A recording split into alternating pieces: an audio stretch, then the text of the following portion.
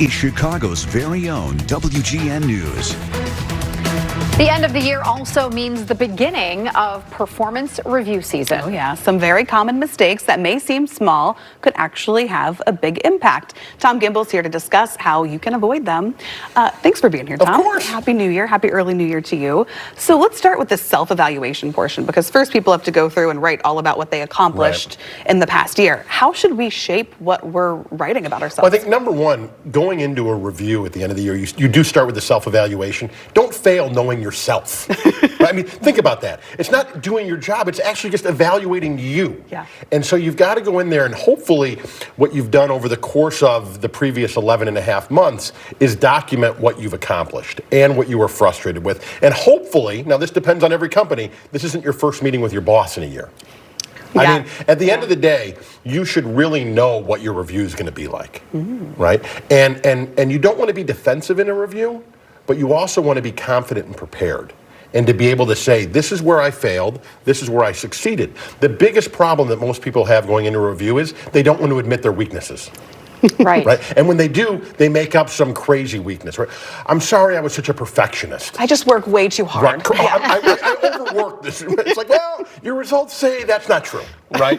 And so to actually go in there and to be honest about, I could have done this better, I could have done this better. However, on this project, I crushed it, right? You can sandwich things in a lot better.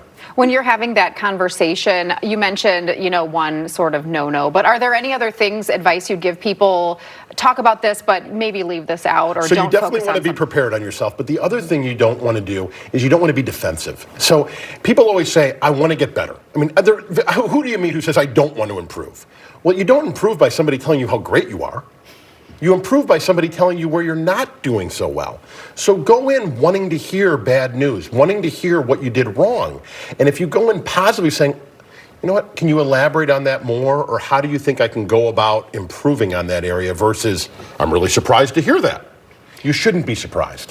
What if, for example, you receive a piece of constructive criticism that maybe you don't necessarily agree with? Can you bring data points from the past year to say, sure, but also this? Is it a conversation, or is it a, yes, you're right, I will work better, I will do harder? No, it should totally be conversational. And again, this goes to the relationship you have with your manager, with your boss. And what you should be doing over the course of the year is working hard to build that relationship, so it isn't just a checklist of going through positives and negatives, but actually, what did I do poorly that in 2026 I can do better? So if they say to you, you didn't do great on this, interesting, I wasn't aware of that. Can you give me some examples of what I could have done better?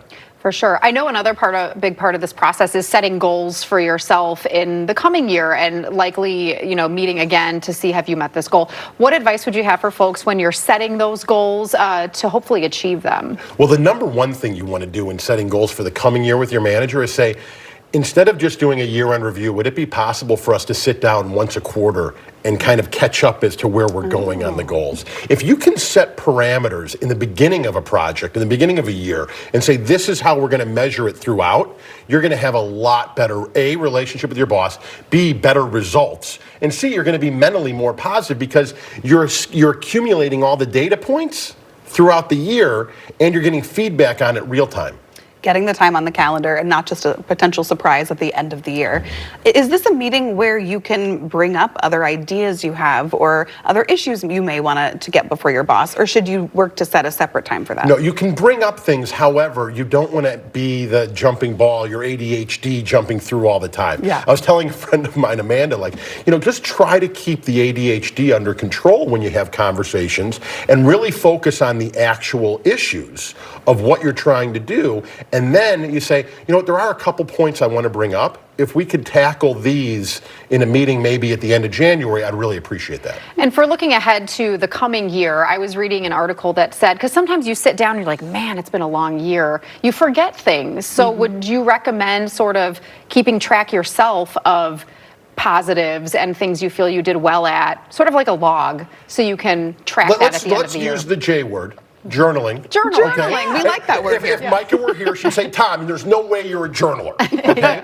But my soft side says it's actually a really great thing to do on if not a daily basis, a weekly basis, to make sure you document what you've done well and the areas you want to improve. And you got to get it out of here because this will drive you crazy, right? Yeah. Get it down on paper and actually give yourself a runway to improve over the long term. Then it just makes the whole submitting it easier because you have the notes to go off. Well, you can actually take your notes, your journal entries. You could put it into AI and say, "Can you summarize this in a way that I could take into my review?" Nice. Right? Let's make life easier on ourselves. Why not? We like that. 2026, make life easier. I Tom like it. Gimbel, thank you so much as always. Nice to see you. Absolutely. Great Happy advice. holidays. Happy New Year. Happy New Year.